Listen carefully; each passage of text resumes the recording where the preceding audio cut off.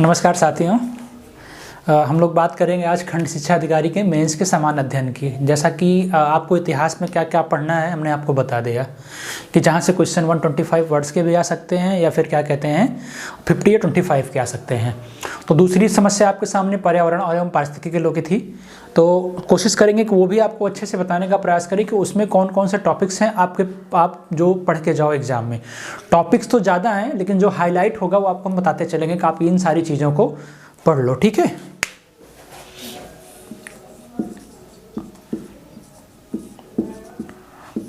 पर्यावरण एवं पारिस्थितिकी, ठीक है। इसमें अब जो भी इंपॉर्टेंट टॉपिक होंगे उसको आप देख लेना। इसी के साथ में अगर 2-4 क्वेश्चन आपके आपदा प्रबंधन के आएंगे तो वो भी आपको हम इसके साथ में बता देंगे, ठीक है। और इसके बाद अगर समस्या पॉलिटिकल साइंस की आती है तो मैंने एक वीडियो बना के डाल रखा है और भी टॉपिक्स कौन कौन से इंपॉर्टेंट है वो हम आपको बता देंगे वहाँ पे। और निबंध में यदि आपको कोई किसी टॉपिक में और भी समस्या आती है तो आप मैसेज कर देना कि सर इस विषय का निबंध मुझे अच्छे से समझा दीजिए या इसका फ्रेमिंग कर दीजिए, मैं इसको कैसे लिखूँ। जैसे कुछ लोगों का मैसेज आया था उज्ज्वला योजना को लेके, या फिर इसके अलावा मैसेज आया हुआ है कि वर्तमान युग में गांधी जी की प्रासंगिकता क्या है, तो उसको भी हम बताने का प्रयास करेंगे। कल संभवतः हमारा ये वर्तमान युग में गांधी जी के बारे में निबंध अच्छा सा आ जाएगा कि उनकी क्या भूमिका है या उनके विचारों का आज के जीवन में क्या भूमिका है। इन सब चीज़ों को अच्छे से आपको रिवाइज करा दूंगा ताकि आपका एग्जाम 25 हो गई है, इस 30 तक आपके इस क्लासों को पूरा खत्म कर दूंगा। 5 दिन आप अच्छे से पढ़ना। अगर इन सेशन में अगर किसी टॉपिक पे आपको समस्या होती है तो वो भी हम बताएंगे। कुछ लोगों का मैसेज आया कि सर शीर्षक और संदर्भ व्याख्या बता दीजिए, वो भी हम आपको बता देंगे 30 के पहले, ठीक है। तो अगर इसमें पहला ही टॉपिक आता है, आपसे पूछेगा जरूर क्या कहते हैं कि पर्यावरण क्या है, ये तो सब जानते होंगे, लेकिन क्वेश्चन पूछने की संभावना यहाँ से बहुत ज़्यादा है कि पारिस्थितिकी क्या है या पारिस्थितिकी तंत्र क्या है। अब अगर बड़ा क्वेश्चन पूछेगा, ध्यान देना, पहला तो क्वेश्चन पूछेगा ही पारिस्थितिकी तंत्र के बारे में। अगर इसको लॉन्ग करता है तो इसमें जो जैविक और अजैविक घटक हैं उनको मेंशन जरूर कर देना, ठीक है। नहीं गोल गोल घुमा के लिखना शुरू कर दो आप लोग। जो जैविक और अजैविक घटक हैं उनको भी मेंशन जरूर कर देना, ठीक है। उसके बाद इसके प्रकार को मेंशन कर सकते हो कि प्राकृतिक पारिस्थितिक तंत्र होता है और कृत्रिम होता है। जैसे अगर इसके बारे में जानकारी चाहिए आपको बड़ा लिखना है तो ऐसे फ्रेमिंग कर सकते हो कि ये सबसे पहले ये है क्या, ठीक है। उसके बाद इसके प्रकार क्या है, ठीक है। और इसी में अजैविक और जैविक घटक के पारिस्थितिक तंत्र के प्रकार में आते हैं, ठीक है। और इसके आगे बढ़ोगे तो फिर सबसे इंपॉर्टेंट टॉपिक आता है कि आपसे पूछ सकता है कि आहार श्रृंखला क्या है। इसको भी देख के जाना, आहार श्रृंखला क्या है। फिर इसी में आएगा पारिस्थितिकी पिरामिड पूछ सकता है, 3 प्रकार के होते हैं, ठीक है। पारिस्थितिकी तंत्र के बारे में पूछेगा तो अगला टॉपिक पारिस्थितिकी पिरामिड, और ये तीनों पढ़ के जाना। अगर बड़ा पूछता है तो ठीक है, छोटा पूछेगा तो इसके बारे में लिख लेना।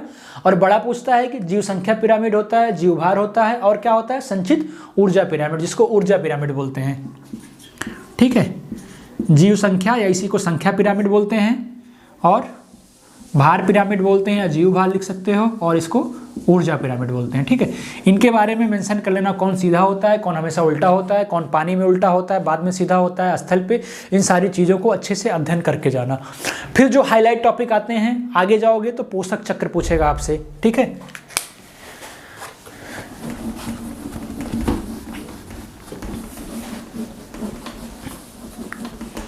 देखते चलिएगा, डस्टर नहीं काम कर रहा है। देखिए आपसे पूछेगा पोषक चक्र के बारे में। ऐसे नॉर्मली पूछ लेगा पोषक चक्र होते क्या हैं। अब इसमें और भी चक्र आते हैं, जल चक्र के बारे में पूछ सकता है आपसे, ठीक है।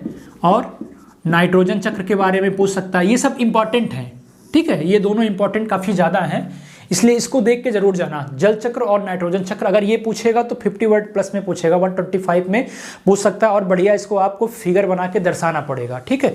उसके बाद फिर सबसे इंपॉर्टेंट टॉपिक आता है पारिस्थितिक दक्षता। मुझे तो लग रहा है कि इसको आप अच्छे से देख के ही जाना एग्जाम में, पारिस्थितिकी दक्षता। उसके बाद इसके अकॉर्डिंग आती है सामुदायिक अंतःक्रियाएं जो होती हैं, जैसे जीवीय अनुक्रमण पूछ सकता है, ठीक है। तो ये भी नोट कर लेना, जीवीय अनुक्रमण। टॉपिक मैं बता रहा हूँ, अगर आपको नहीं मिलता है तो आप इन मेरे टॉपिक्स को गूगल पे भी सर्च करना, वहाँ से भी अच्छे से पढ़ के जा सकते हो, ठीक है। अब जैसे एक मुझे लग रहा है कि क्वेश्चन आपसे पूछेगा बायोम क्या होते हैं, बड़ा पूछेगा तो बायोम के प्रकार पे जाएगा। बायोम के प्रकार में क्या लिख सकते हो, टुंड्रा बायोम होता है और सागरीय बायोम होता है। तो इस तरह से इन चीज़ों को लिख सकते हो। ये हो गया आपके इकोलॉजी का टॉपिक्स। इकोलॉजी के आप जैसे ही आगे बढ़ोगे वैसे ही क्या कहते हैं, फिर आ जाएगा आपकी बायोडाइवर्सिटी। इसी के अकॉर्डिंग आएगी आपकी बायोडाइवर्सिटी। तो पहला ही क्वेश्चन आपसे पूछेगा वो कि जैव विविधता क्या होता है। अगर आपसे क्वेश्चन बनेगा छोटा या बड़ा तो पहले ही वो आपसे पूछ लेगा कि जैव विविधता क्या होती है, ठीक है, ये आपसे पूछेगा। उसके बाद इसके डीप में जाओगे तो पारिस्थितिक विविधता पूछ सकता है, ठीक है। उसके बाद इसके प्रकार पूछ सकता है, अल्फा, बीटा, गामा, ये तीनों विविधताएं होती हैं, वो आपसे पूछेगा। फिर एक सेक्शन इंपॉर्टेंट होता है ज्योग्राफी में मान के चलिए या इकोलॉजी में मान के चलिए, एनवायरनमेंट में प्रवाल भित्ति पूछ सकता है, आर्द्र भूमि पूछ सकता है। आर्द्र भूमि से रिलेटेड रामसर सम्मेलन वगैरह देख के जाइएगा, ठीक है। प्रवाल भित्ति देख लेना, ठीक है। और क्या देख लेना, रामसर सम्मेलन देख लेना, या इसी के साथ साथ आर्द्र भूमि को देख लेना, ठीक है। इसके आगे जैव विविधता में बढ़ोगे, जैव विविधता का ह्रास कैसे हो रहा है नहीं पूछेगा। IUCN की रेड डाटा बुक क्या होती है, आपसे ये में हो सकता है पूछ ले। या फिर आपसे पूछेगा कि जैव विविधता हॉट स्पॉट कहाँ कहाँ है और क्या होता है हॉट स्पॉट, ये आपसे पूछ सकता है वो, ठीक है। आगे बढ़ोगे तो राष्ट्रीय उद्यान क्या होते हैं, वन्यजीव अभ्यारण्य क्या होते हैं, नागोया प्रोटोकॉल उससे रिलेटेड क्या था, रामसर समझौता क्या था, हमने आपको बता दिया। इस तरह की चीज़ें आप पढ़ के जाना, या बहुत डीप में ले जाएगा अगर फंसाना चाहेगा तो मॉन्टेक्स रिकॉर्ड पूछ सकता है, विश्व विरासत स्थल क्या होते हैं पूछ सकता है, ठीक है। तो इतना मान के चलना, इतना ही आएगा इकोलॉजिकल सिस्टम से। अगर इनमें आपको पॉल्यूटेंट के बारे में पूछेगा, अगर इसी में और भी आगे ले जाएगा आपसे पॉल्यूशन के बारे में पूछेगा, तो बहुत छोटी सी चीज़ें पूछेगा पॉल्यूशन के बारे में आपसे कि प्रदूषक क्या होते हैं। बड़ा पूछेगा तो प्रदूषक में जितने प्रकार होते हैं, वायु प्रदूषक, जल प्रदूषक, मृदा प्रदूषक, अंतरिक्ष प्रदूषक, वो चीज़ें पढ़ लेना। फिर अगर टफ करने का प्रयास करेगा तो पूछ लेगा पर्यावरणीय लेवलिंग क्या होती है, भारत की इको मार्क योजना क्या होती है, ठीक है। तो इन चीज़ों को भी आप एग्जाम में अच्छे से देख के जाना। थोड़ा सा आगे बढ़ोगे, अगर आप थोड़ा सा इसके आगे बढ़ोगे तो फिर चीज़ें थोड़ा सा टफ होंगी। जैसे जलवायु परिवर्तन से क्वेश्चन पूछेगा, मार्कर से सही तो यार कपड़ा ही है। इसके आगे क्या पूछेगा आपसे, क्या कहते हैं, जलवायु परिवर्तन से पूछेगा। तो उसमें क्या सबसे इंपॉर्टेंट टॉपिक्स आपसे पूछेगा ही पूछेगा, पढ़ के जाना। जलवायु परिवर्तन में ग्रीन हाउस गैसेस पूछेगा, ठीक है, ये देख के जाना। इसके बाद जैसे आगे बढ़ोगे क्या होगा, ओजोन डिप्लीशन पूछ सकता है, ओजोन क्षरण पूछ सकता है आपसे, ठीक है, ओजोन डिप्लीशन पूछ सकता है। इसके भी आगे बढ़ोगे तो क्या इससे रिलेटेड चीज़ें, ओजोन ह्रास प्रभाव क्या होता है, बड़ा पूछेगा तो इसी में मेंशन कर देना, छोटा पूछता है इसको लग के छोड़ देना।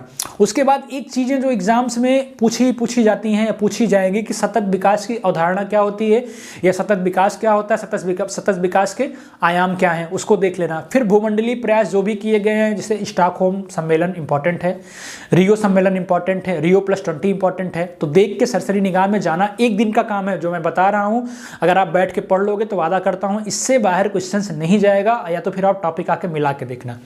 फिर हमने बताया कि ये चीज़ें कंप्लीट हो गई आपकी। उसके बाद फिर आपका बताया था मैंने डिजास्टर मैनेजमेंट, अगर उसमें आप जाओगे तो सुनामी, भूकंप क्या होता है, भूकंप प्रबंधन या बाढ़, सुनामी, ये सारे पूछेगा। सुनामी प्रभाव, सुनामी में भारत में योजनागत प्रणाली जो उसके अकॉर्डिंग है, ये सब कुछ भी आपसे पूछने नहीं जा रहा है, ठीक है।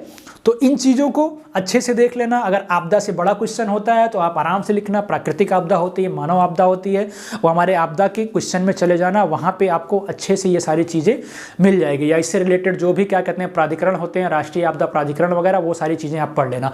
तो हमारे लगभग 50 टॉपिक थे, 50 से भी कम रहे होंगे, और देखना कि इससे बाहर भी क्वेश्चन नहीं जाएगा। और इन चीज़ों को आपको अगर किसी बुक में मिलता है तो आप टिक करके या नोट करके पेज पे आप देख के जाइएगा। अगर नहीं मिलता है तो आप गूगल से सर्च करके देख के जाइए एग्जाम में, क्योंकि 25 वर्ड 50 वर्ड बेहद इंपॉर्टेंट हैं, उसमें आपको झेलाया जा सकता है। लेकिन 10 क्वेश्चन जो 125 वाले में आएंगे, अगर उनमें ज्योग्राफी से क्वेश्चन आता है, चक्रवात से आ गया, सुनामी से आ गया या फिर जेट स्ट्रीम से आ गया, मानसून से आ गया, तो उसमें आपको फिगर बनाने हैं। और ये चीज़ें मैं आपको कल भूगोल के साथ में थोड़ा सा मेंशन कराते जाऊंगा कि भारत में मानसून की प्रकृति कैसी है, ये भी अच्छे से आपको बताने का प्रयास करूंगा। ठीक है, तो हमारे साथ जुड़े रहिए। और यही नहीं, मैं अपने मन से बता रहा हूँ, आपकी जो समस्याएं होंगी आप मैसेज करिए, उस पर हम आपको वीडियो बना के भेजने का प्रयास करेंगे। Thank you.